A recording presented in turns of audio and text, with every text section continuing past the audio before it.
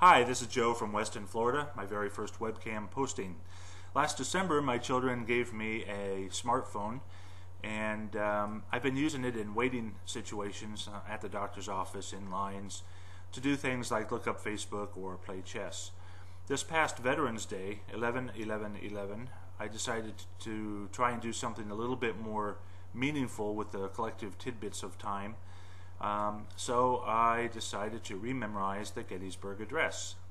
And when I looked it up on the iPhone, I saw that it was originally, the speech was originally given on November 19th, so I had resolved to learn it within 8 days so I could recite it today on the 148-year anniversary of the original speech.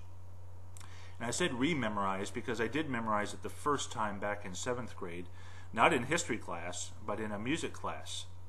Then, like today, I could not carry a tune, so I was given the option to learn the speech. Worked hard in doing so, but when it came the day, I was never called upon. So at least this time, I will have a video archive proof that I was able to do so, even if nobody watches this. It was also nice in my advancing years to prove to myself that I could still do it. So this is dedicated to all those in military service, protecting our country, and especially those that have seen combat. The Gettysburg Address, Abraham Lincoln, November 19th, 1863. 77 years ago, our fathers brought forth on this continent a new nation, conceived in liberty and dedicated to the proposition that all men are created equal. Now we are engaged in a great civil war, testing whether that nation, or any nation, so conceived and so dedicated, can long endure. We are met on a great battlefield of that war.